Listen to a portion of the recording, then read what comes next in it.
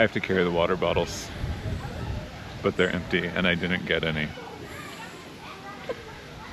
There doesn't seem to be any water here. There's no water fountains. I could fill them up in the bathroom, but then it's warm. It's like the first time I don't want warm water. It's like the first place we have warm water in the public bathrooms, but now it's like I can't fill up my water bottle and there's no other water. It's very weird. People just don't drink water here, maybe.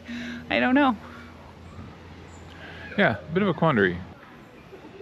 So we are at the playground in the farmhouse and playground area of Chatsworth House in some town that I don't remember. Derbyshire area in the UK. It's stunningly beautiful. I know I use that word a lot. It's so beautiful. Yeah, it's incredible. It's really, really great. The land around the house. Yeah, they have much older and larger trees. Like, I don't know, because I would have expected the climate and vegetation to be very similar between the UK and Ireland, but I think Ireland is much more agricultural still, so they're still, like, you know, clearing it and using the land differently. But yeah, there's some big old trees here in the UK. We haven't been very many places in the UK yet. We've been here for a day. We'll get there. We'll get there. I don't know. So, status update. How are we doing? This is tough. This is a little tough for different reasons than other times. Yeah, bit of a challenge. Yeah, we had the place we were gonna stay fell through like the day before, so we had a little bit of a scramble. And ended up we booked it for 2 months, so we had the next 2 months covered, and now it's like... And literally the day before, oh yeah, unforeseeably that place isn't going to be available, so... Well, there must have been some reason. Something happened, I'm sure, but yeah, I don't know. So anyway, we had to, at the last second, find something that was available. We did find something that was available the day we needed it for the whole month, for about the same price as the other one. It's great.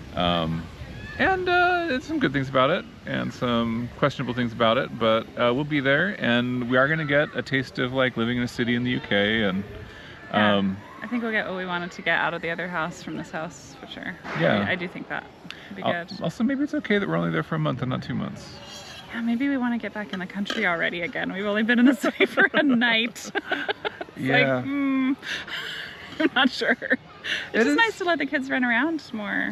Yeah, it is a plus of this like experience that we don't have to go all in on either city or country or split the difference and be in suburbia forever, or so that is nice that we can mix it up a bit. Let me hold those water bottles for you. Yeah, I'm boom. Okay, solved. Okay. Okay, so the beds though are starting to bother me. It's like, oh my gosh, we had such a nice bed before we came here, and all the Airbnb beds just haven't been questionable. Like, one of the beds in our last place was really good, but it was Alice's, it wasn't ours. This one, they're all pretty dodgy.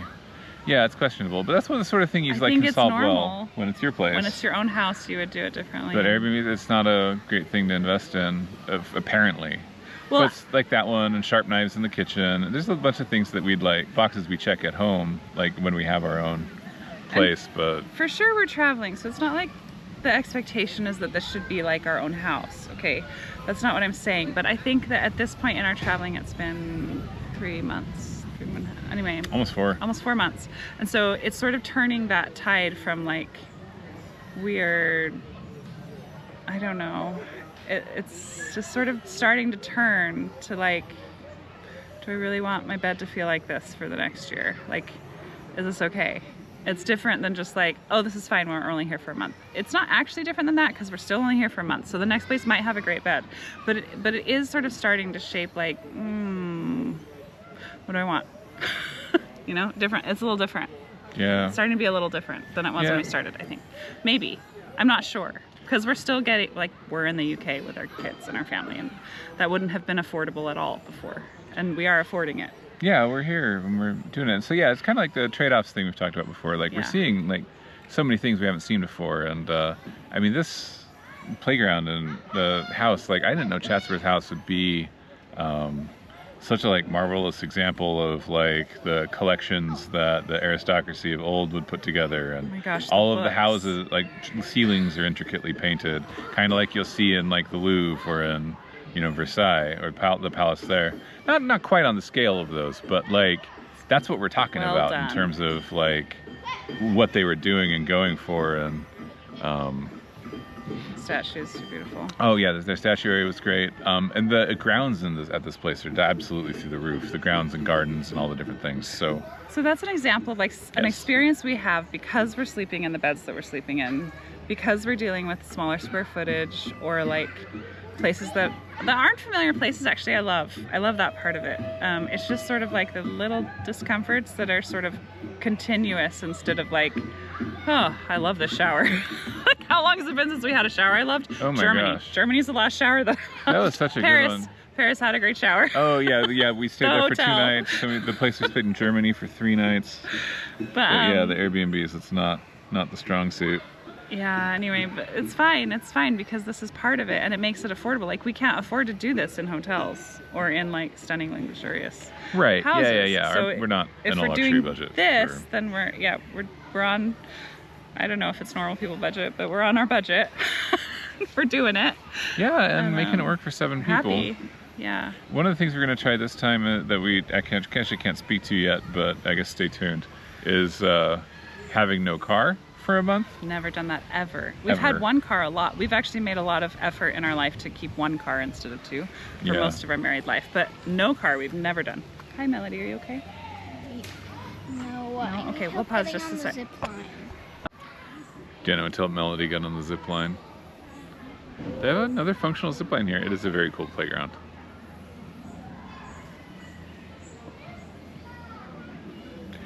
But yeah, trade-offs. Like, there's a lot of interesting opportunities and experiences that we're having and seeing and all of that, but we're not. A lot of the comforts of home, and we've spoken about this a little bit before, but like the ways in which routine keep you from asking a lot of questions, or really figuring out like, what are we interested in, or what are we building towards or working on? Because it's really easy to like, well, these are the classes that I signed up for, and then you just like execute like day after day. And some of that's good, but some of it's like, well, it's easy to sign up for class, or otherwise like put off the sorts of things like, well, what do we really want to be doing? And it's not that we've come up with answers for those things, but it is interesting, like the level on which we're problem solving right now. We do tend to settle in so far and find, okay, here's the store, and here's where to like, run and grab something if we need it, or that sort of thing. But yeah, the travel days are still like excruciating for me in particular. Like, Deanna's pretty stoked about it. They don't bother her in the same way they bother me, but yeah, just the pack up everything that we brought with us and figure out how to get it to some large-scale transportation like a train or a boat or a airplane or an airport. And it's hard to find vehicles like that fit all of our people and all of our stuff, so there's usually a degree of creativity involved, whether it's fitting everything anyway, or like on our way from the airport to our current place we're staying, we just took 2 trips because it was close enough to the airport. It was only about 20 minutes away. So yeah, there's a lot in there, but some places we've been, it's a dicier proposition. It's easy. We make a lot of videos about, here's something cool we did, and there's plenty of those things, but yeah, there are like the tough bits around it and the sacrifices, like that's a real thing too. There's real life happening. For sure. And tricky bits, I don't know what you talked about, but yesterday at the airport, we needed help with like every single step. I thought that was so surprising. It was like, oh yeah, because the check-in desk, there was a separate check-in desk than the one that was labeled first. So I went and talked to those people, and they were like, oh no, you have to go to the other place. So we go to the other place, and it's like completely not obvious to us. Yeah, and it's all like self-serve, which is fine. Like, now that we've done it, I'm like, hey, this is actually pretty okay. There wasn't a line over there. You can just kind of go do it. But like little things like, okay, no, you need to weigh your bag, and then you print out the thing and scan your boarding pass, and then you have to stick it on this way, and it rejects it a certain way, and there's no one there to tell you why it's being rejected, or on the scanner with the conveyor belt, so that it can scan the barcode, but also so that when the conveyor starts to move, it's not on its wheels. And you were supposed to put the ticket on the side of the luggage instead of on the top of the luggage, but there was nothing to tell me to do that I saw. So it was just like all these things that other people already knew how to do, and it was no big deal. And for me, every single step I had to go find a person and say, hey, Could you help me figure this out? Thank you. Sorry. We were juggling all our people with all of our million bags, and I mean, we're pretty light as far as that goes for like, this is all of our luggage for indefinitely, but yeah, it's still luggage.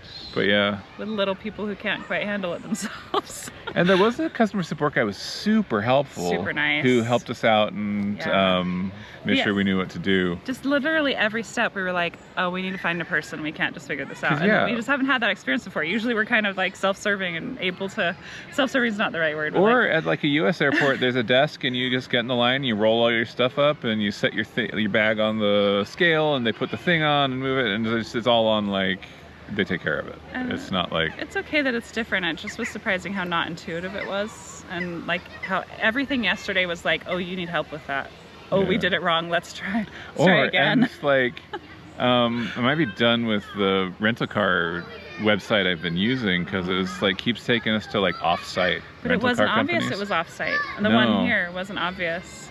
Yeah, so, this one I checked and it's like, oh yeah, it's the International but I guess the International Concourse at Birmingham's pretty far from the other ones. Or it was the International Train Station, which is a thing. Yeah. So yeah, there's trade-offs for sure. Yeah. It is it's definitely amazing to do the things we've done and for us, and to see it and like what's possible and the sacrifices we've made. But yeah, sometimes the sacrifices seem bigger than others. I can sure miss that bed in our ensuite bathroom in our house that we lived in for the last couple of years. I had no idea how nice that bathroom was. Yeah. Actually. Compared to... Just fine. It's okay.